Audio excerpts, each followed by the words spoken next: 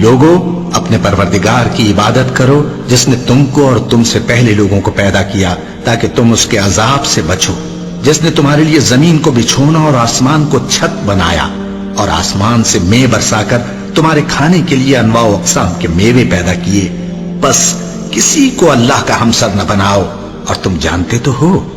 اور اگر تم کو اس کتاب میں جو ہم نے اپنے بندے پر نازل فرمائی ہے کچھ شک ہو تو اسی طرح کی ایک صورت تم بھی بنا لاؤ اور اللہ کے سوا جو تمہارے مددگار ہوں ان کو بھی بلا لو اگر تم سچے ہو۔ پھر اگر ایسا نہ کر سکو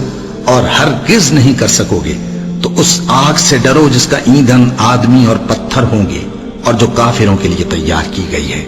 اور جو لوگ ایمان لائے اور نیک عمل کرتے رہے ان کو خوشخبری سنا دو کہ ان کے لیے نعمت کے باغ ہیں جن کے نیچے نہریں بہہ رہی ہیں، جب انہیں ان میں سے کسی قسم کا میوہ کھانے کو دیا جائے گا تو کہیں گے یہ تو وہی ہے جو ہم کو پہلے دیا گیا تھا،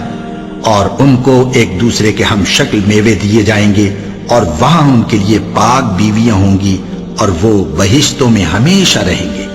اللہ اس بات سے آر نہیں کرتا کہ مچھر یا اس سے بڑھ کر کسی چیز مثلا مکھی مکڑی وغیرہ کی مثال بیان فرمائے۔ اب جو مومن ہیں وہ یقین کرتے ہیں کہ وہ ان کے پروردگار کی طرف سے سچ ہے، اور جو کافر ہیں وہ کہتے ہیں کہ اس مثال سے اللہ کی مراد ہی کیا ہے۔ اس سے اللہ بہتوں کو گمراہ کرتا ہے اور بہتوں کو ہدایت بخشتا ہے، اور گمراہ بھی کرتا ہے تو نافرمانوں ہی کو، جو اللہ کے اقرار کو مضبوط کرنے کے بعد توڑ دیتے ہیں،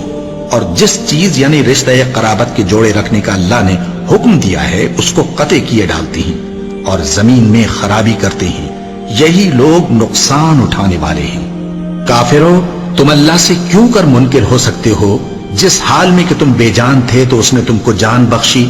پھر وہی تم کو مارتا ہے، پھر وہی تم کو زندہ کرے گا، پھر تم اسی کی طرف لوٹائے جاؤ گے۔ وہی تو ہے جس نے سب چیزیں جو زمین میں ہیں تمہارے لیے پیدا کی، پھر آسمانوں کی طرف متوجہ ہوا تو ان کو ٹھیک ٹھیک 7 آسمان بنا دیا، اور وہ ہر چیز سے خبردار ہے۔